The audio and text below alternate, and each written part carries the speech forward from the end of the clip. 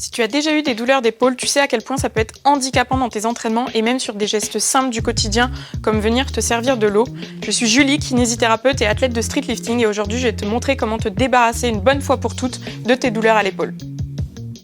La tendinopathie d'épaule, couramment appelée tendinite, se caractérise par des douleurs au niveau du tendon. Ces douleurs, on va les retrouver lorsque l'on va contracter le muscle lié à ce tendon, lorsqu'on va palper ce tendon lorsque c'est possible, et lorsqu'on va le placer en position d'étirement. On peut également retrouver des douleurs au repos ou nocturne lorsqu'au cours de la journée, le tendon a été fortement sollicité. Lié à ces douleurs, on va retrouver également une perte de force et une perte de mobilité qui peuvent vraiment contraindre vos gestes du quotidien. L'articulation de l'épaule est en réalité composée de 4 articulations. On retrouve la sternoclaviculaire, l'acromioclaviculaire, la scapulo-cérato-thoracique et celle qu'on connaît le plus, la gléno-humérale. On va s'intéresser plutôt à cette dernière. L'articulation gléno-humérale se compose de la scapula ou omoplate et de l'humérus, l'os du bras. Cette articulation est très peu congruente, donc elle va pouvoir glisser. C'est pourquoi on a besoin de structures autour qui vont venir renforcer cette articulation. On retrouve donc des structures passives comme les tendons, les bourses, la capsule articulaire ou le labrum, mais également des éléments actifs comme les tendons de la coiffe des rotateurs.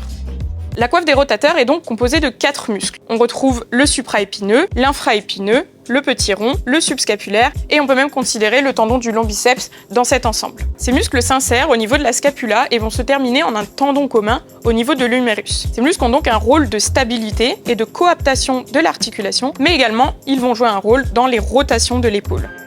Autour de cet ensemble, on va également retrouver des muscles qui, eux, auront un rôle plutôt de puissance et de force. Il s'agit du deltoïde et des 3 grands, le grand pectoral, le grand dorsal et le grand rond. Il y a également 2 autres muscles qui sont importants pour la mobilité de la scapula. Il s'agit du trapèze et du dentelé.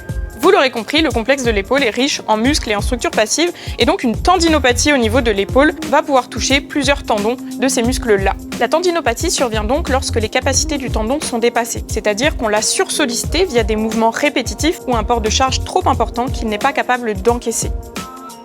Pour éviter la survenue de tendinopathie au niveau de l'épaule, tu vas pouvoir renforcer ton articulation et les muscles qui concourent à sa stabilité.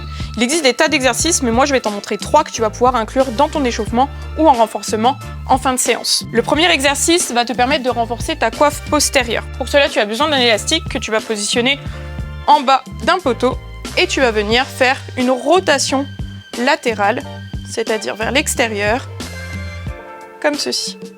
En échauffement, tu vas pouvoir effectuer une série unique et en guise de renforcement, 3 à 4 séries de 12 à 15 répétitions. Le deuxième exercice va te permettre de renforcer le muscle subscapulaire. Pour ceci, tu vas positionner l'élastique un petit peu plus haut et tu vas venir cette fois-ci faire une rotation interne en ramenant la main contre toi.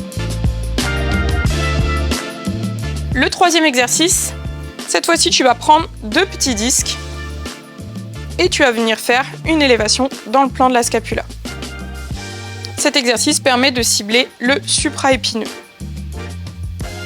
Donc le renforcement c'est bien, mais ce qu'il va falloir faire c'est également préparer ton tendon à l'effort. C'est donc très important que tu commences par bien t'échauffer. Il va également falloir que tu sois progressif dans l'évolution de ton entraînement pour ne pas surcharger le tendon d'un coup. Donc respecte bien une surcharge progressive et n'essaie pas d'aller trop vite, trop fort. Le principal traitement pour soigner une tendinopathie, tu l'auras compris, ça va être le renforcement progressif du tendon pour qu'il puisse être capable d'encaisser les contraintes du quotidien. Avant de te montrer comment tu vas pouvoir renforcer ton tendon, tu vas également pouvoir agir sur les éléments de récupération qui ont une importance capitale dans la régénération de tes tissus. Il va donc falloir que tu veilles à avoir un bon sommeil réparateur, à bien t'hydrater et tu vas pouvoir favoriser les aliments alcalinisants qui sont anti-inflammatoires. Donc on retrouve par exemple les fruits, les légumes, les oignons, les oléagineux et les poissons. Revenons maintenant aux exercices. Je vais te montrer différents exercices qui vont venir cibler différents muscles qui peuvent être impliqués dans les tendinopathies d'épaule. Dans un premier temps, je te conseille de réaliser ces exercices sous forme de tempo. Donc tu vas pouvoir commencer par 2 secondes de mouvement, 2 secondes de pause au milieu du mouvement et 2 secondes sur la phase de retour. Lorsque tu tolères ce tempo, tu vas pouvoir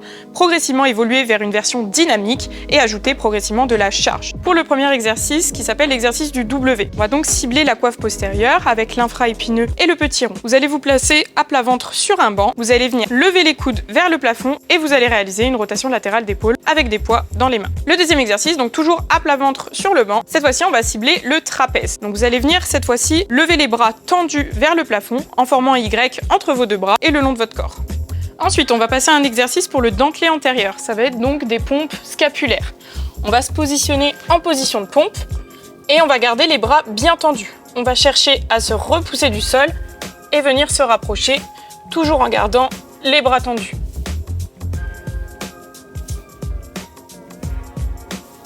Ensuite, on va passer à un exercice cette fois-ci pour le supra-épineux. Il s'appelle le Z-press. On va venir prendre 2 poids légers. On se positionne assis comme ceci et on va venir pousser vers le haut. Et enfin, on va terminer par un exercice pour le subscapulaire. Donc cette fois-ci, on va reprendre notre élastique et réaliser une rotation interne contre son ventre.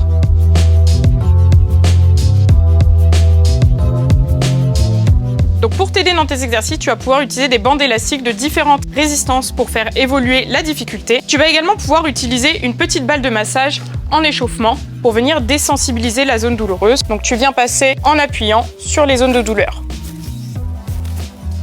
Tu l'auras compris, pour éviter une tendinopathie au niveau de l'épaule, ça va être très important que tu inclues un échauffement spécifique et que tu réalises quelques exercices de renforcement de ta coiffe des rotateurs en fin de séance. Tu as également dans cette vidéo quelques clés pour soigner tes douleurs à l'épaule. Néanmoins, cette vidéo ne remplace pas un bilan kiné et un protocole de soins spécifique. Donc si tes douleurs persistent malgré ces conseils, je te conseille d'aller consulter pour avoir un vrai bilan. Je te laisse me dire en commentaire si toi aussi tu as été confronté à des douleurs à l'épaule et comment tu as pu les guérir. Et je t'invite à t'abonner à la chaîne MyProtein pour ne louper aucun conseil pour tes entraînements. Je vous dis à la prochaine dans une prochaine vidéo. Ciao!